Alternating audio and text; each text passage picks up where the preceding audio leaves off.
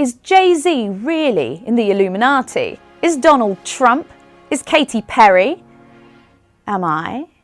Everyone from the BBC to Beyoncé has been accused of being part of the Illuminati, a secret group said to comprise of the world's most powerful people seeking to establish a new world order. Even if you haven't heard of the Illuminati, chances are you've probably seen one of the symbols associated with them. Pentagrams, goats, even the all-seeing eye that's found on US banknotes. References have also cropped up in music videos, such as Rihanna's S&M, which featured a fake newspaper with a headline declaring her Princess of the Illuminati. So why do musicians and artists like to play around with references to the Illuminati?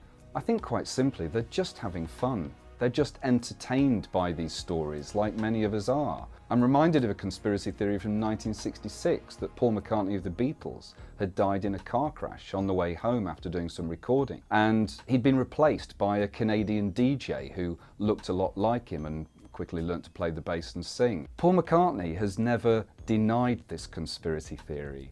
He's always kept quiet about it. And I think McCartney, like Jay-Z, Rihanna and others, is just entertained by the story. So who are the Illuminati? Are they really a shadowy elite who control the world?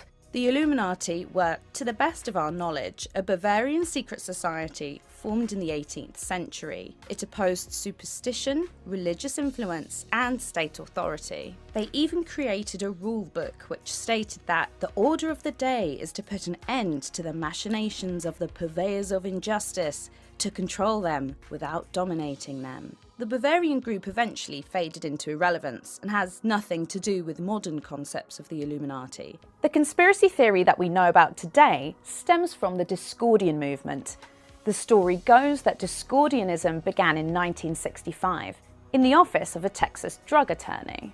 Two schoolmates, Greg Hill and Kerry Thornley, used the office photocopier to publish copies of the Principia Discordia, the movement's founding text. The book promoted the idea that chaos is as important as order, and Discordianism gathered steam throughout the 60s and 70s, with Hill and Thornley actively trying to cause mischief and spread disinformation. Their mission was expanded even further by two other Americans, a writer called Robert Anton Wilson and his friend Robert Shea. Wilson was editor at Playboy, and the two of them decided they would write a novel and they would throw all of the great conspiracy theories into this novel and call it Illuminatus.